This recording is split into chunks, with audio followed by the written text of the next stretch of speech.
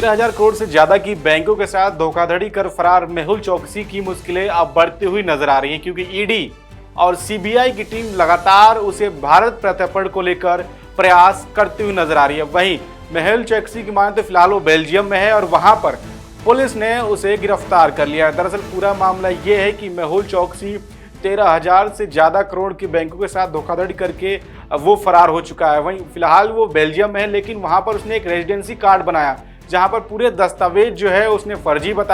फर्जी दिया और उसके बाद उसने ये भी नहीं बताया कि उसके पास 2 देशों की नागरिकता यानी भारत की और एक और देश की नागरिकता उसके पास थी।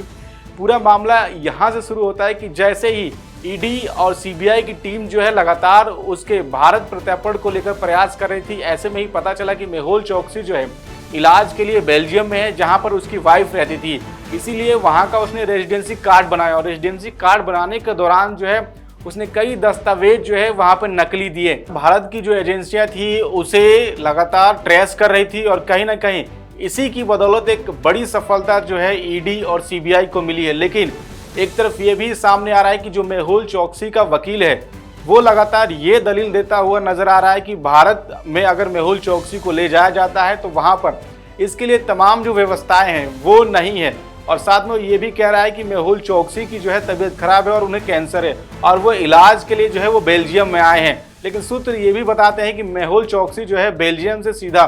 स्विट्जरलैंड भागने की फिराक में था, लेकिन उससे पहले ही भारत की जो एजेंसियां हैं उनको पता चल गया कि वो बेल्जियम के अंदर इलाज करवा रहा है और इसके साथ ही विदेश की जो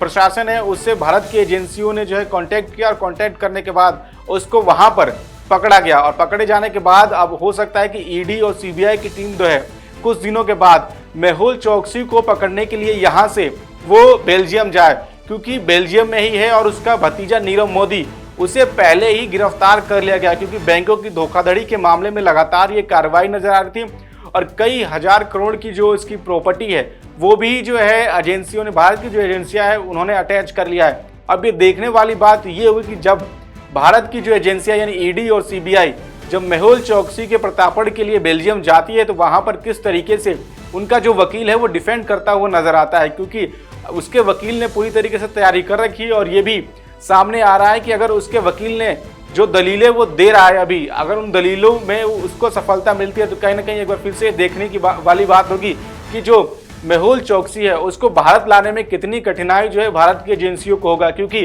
जो ताजा मामला हम देख रहे हैं कि कई सालों के प्रयास के बाद ताबू राणा को जो है जो भारत की एजेंसी है एनआईए जो राष्ट्रीय सुरक्षा एजेंसी है वो लेकर आई है और कई सालों की मेहनत के बाद अमेरिका में किस तरीके से उसको गिरफ्तार किया गया, फिर वहां की कोर्ट में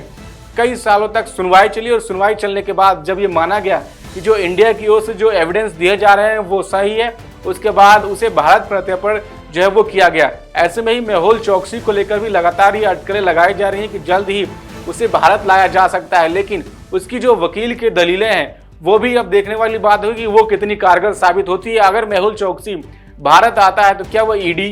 की गिरफ्त में रहेगा या सीबीआई की गिरफ्त में, या फिर उसे तिहाड़ जेल में रखा जाएगा। इसको लेकर भी तमाम जो तैयारियां हैं वो की जाएगी। कुछ दिनों के अंदर ही एक टीम गठित की जाएगी ईडी और सीबीआई की, जो यहां से बेल्जियम जाएगी और वहां की जो कोर्ट है वहां पर इस तरीके की कार्रवाई चलेगी और वहां पर पूछताछ होगी और जो एविडेंस है भारतीय एजेंसियों के पास वो एविडेंस जो है वहां पर दिए जाएंगे और उसके बाद ये देखना होगा कि क्या जो मेहुल चौकसी है उसे जो एजेंसी है वो भारत लेकर आती है या फिर उसके बीमारी की वजह से उसको कुछ छूट जो है वहां के जो विदेशी एजेंसी है उसके द्वारा दिया जा सकता है।